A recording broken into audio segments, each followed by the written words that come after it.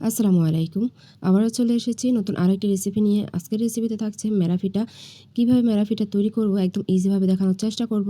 নতুনরাও কিন্তু আমার এই ভিডিওটি দেখে ফিরে যাবেন। প্রথমে চুলায় আমি পানি বসিয়ে দিয়েছি, তারপর পরিমাণ মতো লবণ দিয়েছি, আর এখন নারিকেল দিয়েছি, কুড়ানো নারিকেল। তারপরে এখন দিয়েছি আমি কিছু গুড়। এখন এই গুড়টা দিয়ে আমি পানিটাকে পুরোপুরি গরম করে নেব, মানে গুড়টা গলে যাওয়া পর্যন্ত। এই মেরা পিঠাটা একটু মিষ্টি হবে, সেই জন্য আমি গুড় দিয়েছি, কালারটাও একটু চেঞ্জ হবে। তো এটা যখন পুরোপুরি গলে যাবে তখন কিন্তু আমি গুঁড়িটা দিয়ে দেব। এখানে প্রায় আধা কেজি থেকে একটু বেশি দিয়েছি গুঁড়ি দিয়ে।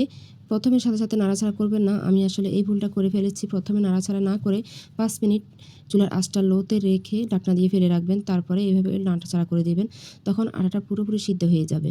তো আমার কি হয়েছে, প্রথম দিকে নাড়াচাড়া করে ফেলাতে এই অবস্থায় আমাকে আধা ঘন্টার 5 মিনিটের জন্য ঢাকনা দিয়ে চুলার আঁচটা লোতে রেখে রাখতে হয়েছে।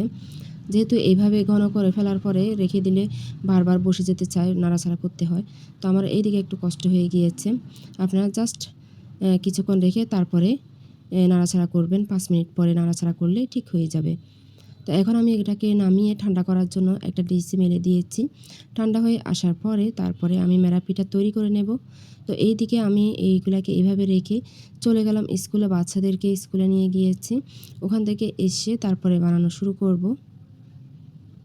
তখন পুরোপুরি ঠান্ডা হয়ে যাবে, আমিও খুব সুন্দরভাবে তৈরি করে নেব। তো এদিকে দেখেন আমি স্কুল থেকে এসে দেখি আমার যা শুরু করে দিয়েছে বানানো, অনেকগুলো বানিয়ে নিয়েছে। তো ভাবলাম যে যাই হোক, অনেকগুলো বানানো হয়ে গিয়েছে, বাকি অর্ধেকটা এখন বানাচ্ছে বসে বসে।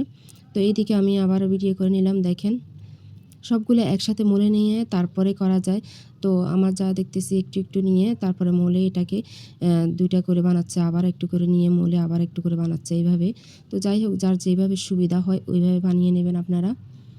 এটা তো আমরা কম বেশি সবাই বানাতে পারি, তাই আর এটার শেপটা দেখালাম না আর কি, কীভাবে ধরে বানাতে হয়। তো আমার এই ভিডিওটি এখন পর্যন্ত যারা দেখতেছেন তারা চাইলে এই পর্যায়ে এসে আমার এই ভিডিওটিতে একটি লাইক দিতে পারেন, আর আমার চ্যানেলটি ভালো লাগলে সাবস্ক্রাইব করে দিতে পারেন।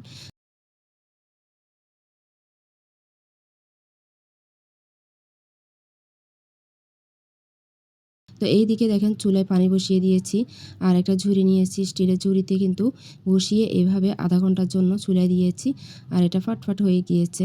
তো প্রথমে অর্ধেকটা বানানো হয়ে যাওয়ার পরে আমরা সবাই খেয়ে নিয়েছি।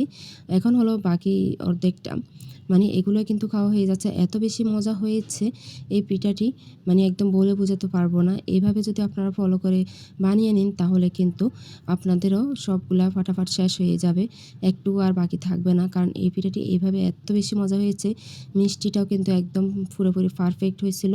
তারপরে সাথে নারিকেল, মানে সব কিছু মিলেই অসাধারণ হয়েছে আমার এই রেসিপিটি।